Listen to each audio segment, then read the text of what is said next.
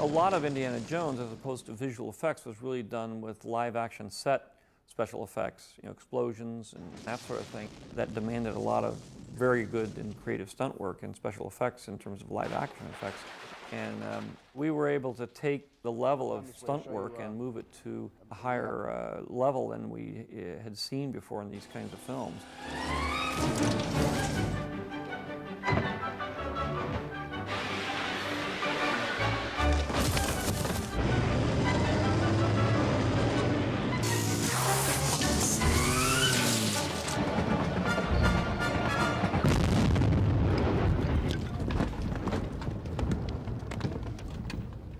Look at each other. God, great. Okay. Now, we've gone through that, and now the rear car comes up and starts to try to jog into position so he can get into a firing position. Indy looks right. I've made a number of movies that have required expertise that I don't have in choreographing stunts, to keep it safe, to keep it honest, to keep it realistic. And I've been blessed working with some of the best stuntmen in the business. For Raiders, I had three of the greatest stuntmen in history working on this one movie. I had Glenn Randall. Boom! Throws him through here, you miss. You come right, boom, boom. And then I had Terry Leonard. The only way I want you guys to grab me is if I get in trouble. Yeah. Because I can get a rhythm going here, and if I got to worry about grabbing you. And then I had Vic Armstrong, who did most of Harrison's doubling because he looks so much like Harrison. The audience wouldn't know. He has to physically pick her hard. And then he whips these two guys back, and then you should crack the whip of the horse once. Stephen and George both have a vivid imagination for these things, and it often is left to the arranger to figure out how to make it work, and sometimes a little bit left over for me to wrestle with. First move, boom, lock, boom, boom, and. No, that's the move. Okay, now when you... Harrison is fantastic to work with. He's very tough. The biggest problem is he wants to do everything himself. You've got to keep holding him back because he's talented enough and physically fit enough to do it all, but he is the star of millions of dollars worth of movie and you can't risk anything happening to him. I had total confidence in the stunt guys, and they thought through what was safe and what was not, both for themselves and for me. So it was just another day at the office for me.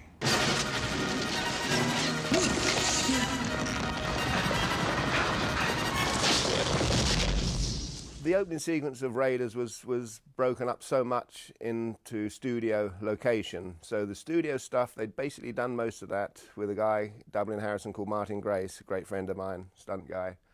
I pick up the chase, if you like, in Hawaii, where the ball rolls and bursts out in the jungle, and I did the dive out in the jungle as the ball goes past and everything.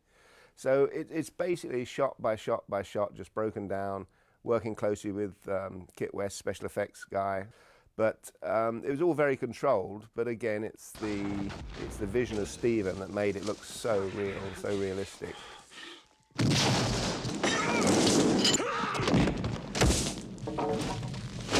So the next time we do it, I'm aiming for your head. Right. That's for sure. Yeah. I think every sort of element that one wants to get into a movie was captured in that movie, which made it tough. Consequently, years later, when you're trying to set up movies and arrange and coordinate sequences or event sequences in movies, people go, no, you can't do that, they did it in Raiders. It used to drive us mad. Everything was sort of thrown into it. One of the original images that sent me off on this archaeologist looking for paranormal kinds of things was a shot that was repeated several times in several different Republic serials of a guy on a horse jumping onto a truck. So we did that stunt, that exact same stunt, and built a whole sequence off of it.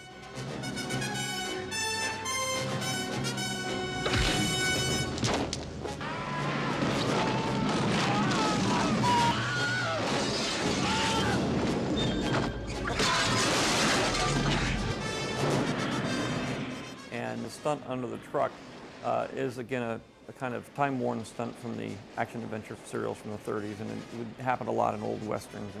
And Terry Leonard, who was one of the stunt guys, had just tried this stunt on the Legend of the Lone Ranger. He said, there's a stunt that I tried to do that I was actually copying Yakima Canutt, the famous stunt in Stagecoach, where he went under all the horses and the covered wagon. And In that particular situation, it didn't turn out too well. The swing team got a little out of line and pulled me over under the wheelers, and one of the wheelers stepped on me, broke my handhold loose, and shot me out the passenger side of the coach. And the front wheel and the right rear wheel ran over the backside of my legs.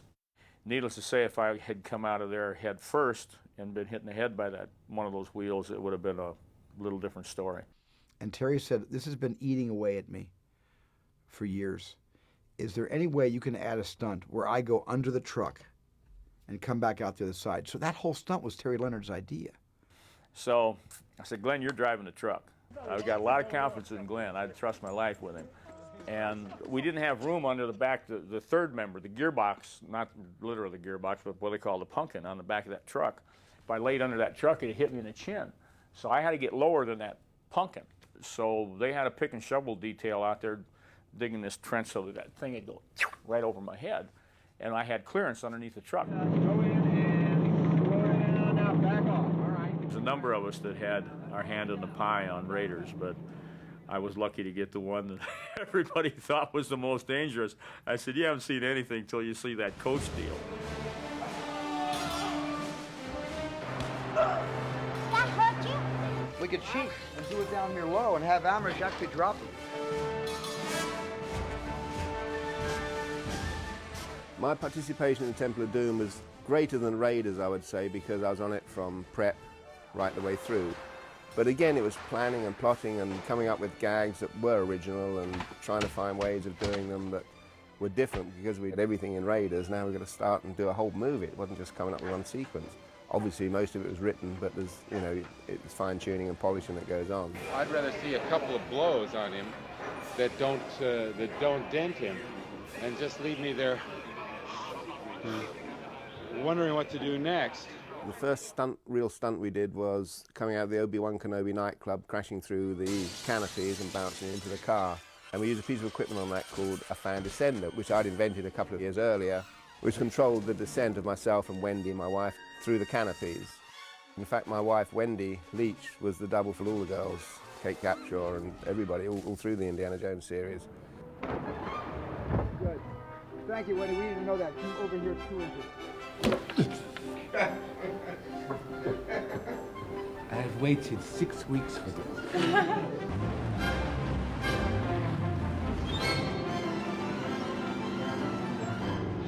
This is my own sweat that I've been saving for weeks at home. Well, the problem with doing cliffhanging serials is that every time you do one, you have to try to do something bigger and better in the next one.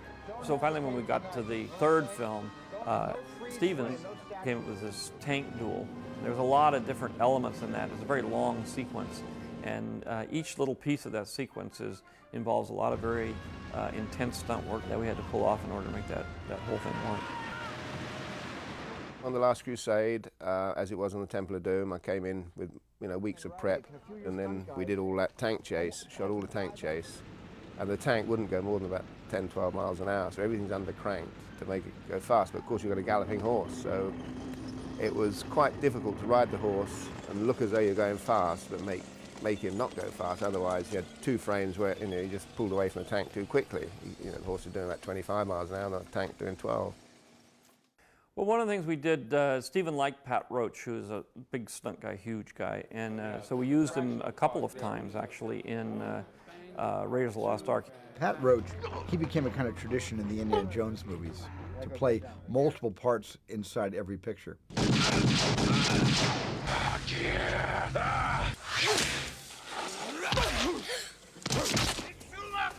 His part in Last Crusade was sort of cut down quite a bit, but we used him in all 3 films. He was sort of kind of a running gag in the films. It'd be really funny if the horn came up right there.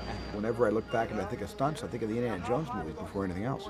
And I've had such good experiences working with stunt people, and Indy certainly has taken advantage of the best of that world.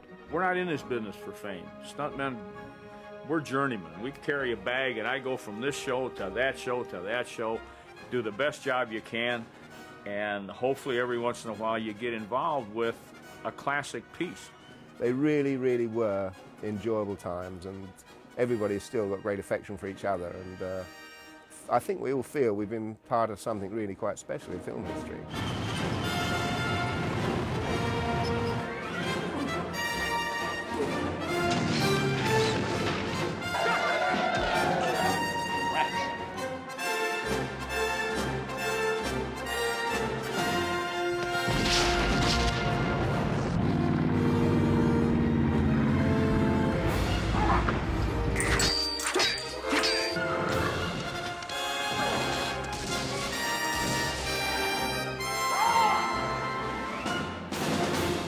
That was great, but my heart stopped.